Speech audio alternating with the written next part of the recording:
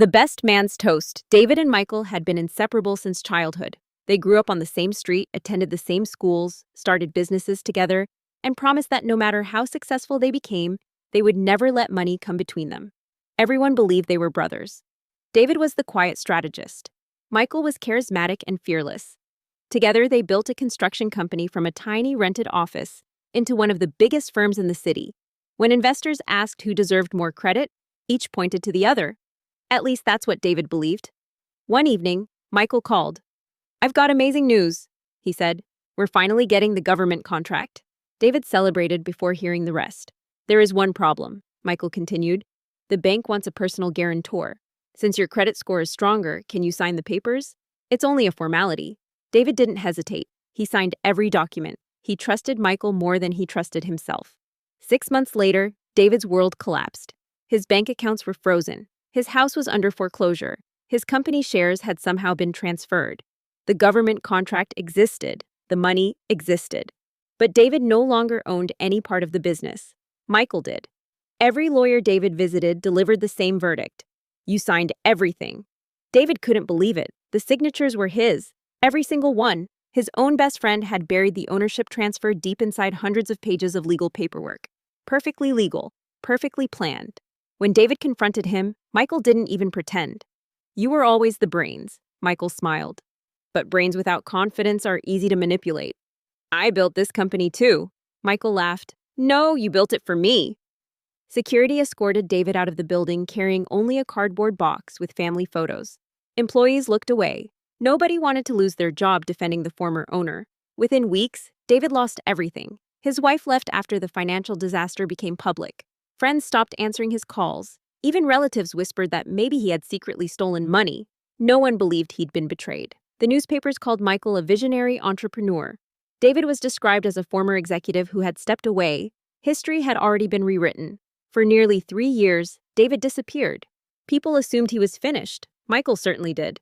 What Michael didn't know was that David had spent every waking hour studying forensic accounting, corporate law, and digital security. He wasn't chasing revenge, he was hunting the truth. Because one question never left his mind. If Michael betrayed him, who taught him how? The answer arrived unexpectedly. A former accountant from the company contacted David anonymously. "I can't live with what happened." The accountant handed over encrypted backups Michael believed had been destroyed.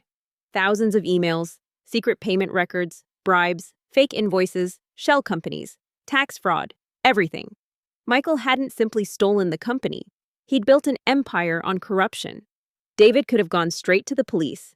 Instead, he waited, patiently. Michael had just announced the biggest achievement of his career, a billion-dollar international merger. Television crews, government officials, investors from around the world. The entire event would be live-streamed. Michael wanted history to remember him. David intended to make sure it did. The ballroom sparkled with crystal chandeliers. Champagne flowed freely. The master of ceremonies smiled. "Tonight we celebrate one of the nation's greatest business leaders." Applause thundered. Then another announcement came. "We have a surprise guest. Michael's lifelong friend and former business partner, David, would like to offer a congratulatory toast." Michael froze. He hadn't invited David, but cameras were already following him toward the stage. Smiling, calm, holding nothing but a glass of water, David began gently. "Everyone here knows Michael as a brilliant businessman." The audience nodded. "I know him differently." Michael forced a smile. David continued.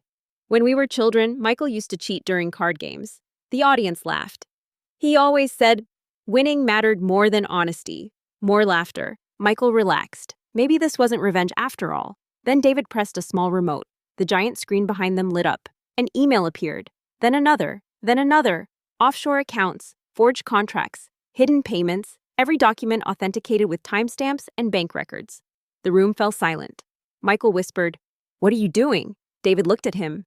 "Finishing what you started." Phones began ringing across the ballroom. Several investors quietly stood up and walked toward the exits. Government officials stepped aside to answer urgent calls. Michael grabbed the microphone. "These are fake." David simply handed a folder to the lead investigator who had quietly entered the room moments earlier. "They've already verified everything." Police officers moved through the crowd, not toward David, toward Michael. As handcuffs clicked around Michael's wrists, reporters shouted questions. "Did you steal the company?" Did you commit fraud? Were investors deceived? Michael looked desperately at David. Please. It was the first time he'd ever asked for mercy. David answered softly, I trusted you with my future. You trusted greed. Months later, the court restored David's ownership stake and awarded substantial damages. Michael received a lengthy prison sentence. Many expected David to celebrate. Instead, he sold the company. He used part of the money to create a foundation that provided free legal assistance to small business owners who had been victims of fraud.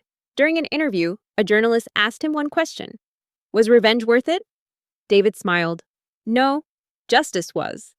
And justice lasts much longer than revenge.